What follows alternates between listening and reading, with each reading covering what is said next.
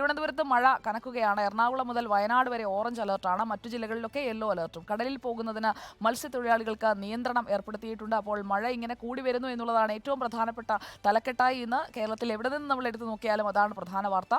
തദ്ദേശ വാർഡ് വിഭജന ഓർഡിനൻസിൽ തെരഞ്ഞെടുപ്പ് കമ്മീഷന്റെ അനുമതി കാത്തു നിൽക്കുകയാണ് സർക്കാർ. ഓർഡിനൻസ് പാസ്സാക്കുന്നത് അനന്തമായി നീണ്ടാൽ ബില്ല് കൊണ്ടുവരുന്നതാണ് പരിഗണനയിലുള്ളത്. നിർണായക മന്ത്രിസഭാ യോഗം നാളെ ചേരും.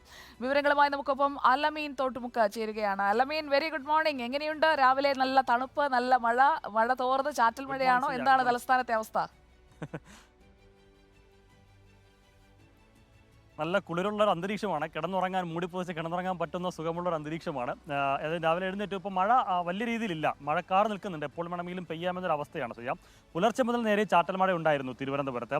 ഇന്നലെ ഏതാണ്ട് ഉച്ചയ്ക്ക് ശേഷം വൈകുന്നേരം വരെ നേരെ തോതിൽ മഴയുണ്ടായിരുന്നു. അതിനുശേഷം ചാറ്റൽ മഴയായും പിന്നെ മഴ മാറി മൂടിക്കെട്ടിയ അന്തരീക്ഷത്തിലേക്ക് തുടരുകയായിരുന്നു. ഇന്നലെ പുലർച്ചെയും മഴയുണ്ടായിരുന്നു. ഇന്നിപ്പോൾ നേരിയ തോതിലുള്ള ചാറ്റൽ മഴ തുള്ളികൾ എടുക്കുന്നുണ്ട് എന്ന് ഒഴിച്ചു നിർത്തി കഴിഞ്ഞാൽ വലിയ മഴയുടെ അന്തരീക്ഷമില്ല. പക്ഷേ മൂടിക്കെട്ടിയ ഒരു അന്തരീക്ഷമാണ്. എപ്പോൾ വേണമെങ്കിലും പെയ്യാമെന്നുള്ള സ്ഥിതിയാണ്. തലസ്ഥാനത്ത് ഇതുവരെ തലസ്ഥാന നഗരപ്രദേശങ്ങളിലോ മലയോര മേഖലകളിലോ ഗ്രാമീണ മേഖലകളിലോ ഒന്നും തന്നെ ഏതെങ്കിലും തരത്തിലുള്ള വെള്ളക്കെട്ടോ പ്രശ്നങ്ങളോ വെള്ളം കയറിയതുമായി ബന്ധപ്പെട്ട മഴക്കെടുതികളോ ഒന്നും തന്നെ റിപ്പോർട്ട് ചെയ്തിട്ടില്ല. അങ്ങനെ ഒരു ആശ്വാസകരമായ സാഹചര്യമുണ്ട്.